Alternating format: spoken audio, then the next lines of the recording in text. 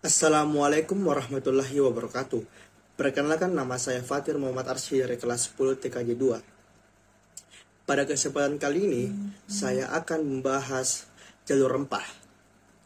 Jauh sebelum bangsa Eropa datang ke Nusantara, ribuan tahun yang lalu jalur rempah adalah rute nenek moyang kita, menjalin hubungan antar pulau, suku, bangsa dengan membawa rempah sebagai nilai untuk membangun persahabatan yang membentuk asimilasi budaya dan diplomasi di setiap persinggahannya.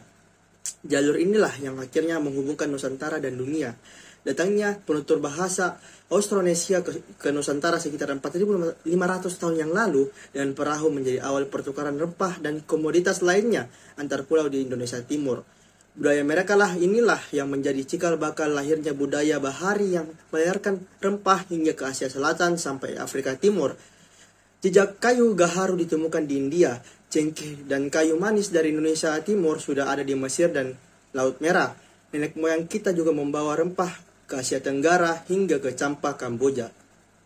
Sehingga terjadi persebaran budaya logam dari Dongsong, Vietnam, hingga ke Nusa Tenggara Timur, Maluku, dan Papua.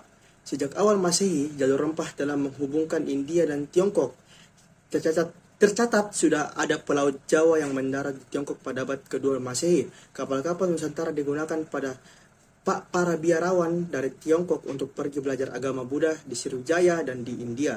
Kerajaan besar Sriwijaya, Mataram, Hindu, Singasari, dan Majapahit menjadikan perdagangan rempah sebagai jalur interaksi utama yang menghubungkan Nusantara dengan Asia Tenggara, Tiongkok, Asia Selatan, Asia Barat, hingga ke Afrika Timur. Karena itu tidak dapat dipungkiri bahwa jauh sebelum bangsa Eropa melakukan aktivitas perdagangan di Asia Tenggara, para pedagang Nusantara telah turut aktif dalam jaringan perdagangan dunia. Rempah Nusantara dan Asia telah terkenal di Eropa jauh sebelum mereka dikenalkan di kawasan Nusantara dan Asia. Posisi yang strategis yang menghubungkan Samudra Hindia dan Laut Tiongkok Selatan, menghubungkan Asia Timur dengan Asia Barat hingga Timur Tengah dan Afrika, menjadikan Nusantara sebagai hub penghubung jaringan perdagangan dunia.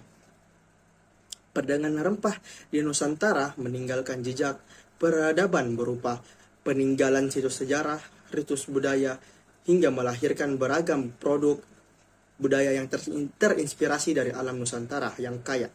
Nampak sekali di masa lalu, orang-orang yang berbagai bangsa berbondong-bondong ke Nusantara tidak semata untuk berdagang, tetapi lebih pada untuk membangun peradaban. Mulai dari pelabuhan Barus di Sumatera Utara yang diperkirakan ahli sudah berusia lebih dari 5.000 tahun, hingga era kerajaan-kerajaan di Nusantara dengan bandar seperti Lamuri, Padang, Bengkulu, Lampung, Banten, Jepara, Tuban, Gresik, Banjarmasin, Makassar, Bali, dan Ternate Tidore di Maluku. Semuanya terbentuk karena perdagangan rempah-rempah. Cukup sekian dari saya. Wassalamualaikum warahmatullahi wabarakatuh.